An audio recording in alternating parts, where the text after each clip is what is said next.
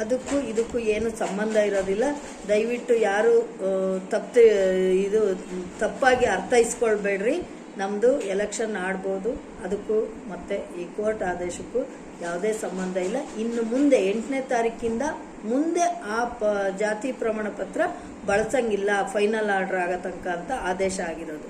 ಅದಕ್ಕೆ ನಮ್ಮದು already accept ಆಗಿರೋದ್ರಿಂದ 5ನೇ ತಾರೀಕು ಅಕ್ಸೆಪ್ಟ್ ಆಗಿತ್ತು, 8ನೇ ತಾರೀಕು ಅಲ್ಲ 10ನೇ ತಾರೀಕಿತ್ತು, ಈಗ 16ಕ್ಕೆ ಮುಂದೋಗಿತ್ತು. ಅದಕ್ಕೂ ಎಲೆಕ್ಷನ್ಗೂ ಸಂಬಂಧ ಇರಲ್ಲ. ದಯವಿಟ್ಟು ಎಲ್ಲರೂ ನಾವು ಎಲೆಕ್ಷನ್ ಆಡೋಣ. ನಮ್ಮ ಕೈಲಾಗಿದ್ದು ನಮ್ಗೆ ಎಷ್ಟು ಓಟ್ ಬರುತ್ತೋ ಬರಲಿ. ಅವರು ಬೇಕು ಅಂತ ನಮ್ಮನ್ನು ಈ ಕಡೆ ಪದೇ ಪದೇ ಇಲ್ಲಿ ಕೋರ್ಟಿಗೆ ಓಡಾಡಲಿ ಅಂತಲೇ ಈ ರೀತಿ ಮಾಡಿದ್ದಾರೆ. ಇದ್ರಾಗ ಏನೂ ಇಲ್ಲ. ಇನ್ನೊಂದು ಏನಪ್ಪ ಅಂದರೆ, ನಾವು ಯಾವುದೇ ತಪ್ಪು ಮಾಡಿಲ್ಲ, ಎಲ್ಲ ಕರೆಕ್ಟಾಗಿದೆ.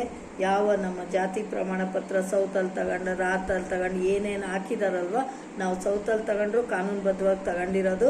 ಅದು ಕ್ಯಾನ್ಸಲ್ ಮಾಡಿದ ಮೇಲೆ ಅದಕ್ಕೆ ಸ್ಪೀಕಿಂಗ್ ಆರ್ಡ್ರ್ ಮಾಡಿ ಭಾಳ ಪರ್ಫೆಕ್ಟಾಗಿದೆ ನಮ್ಮದು.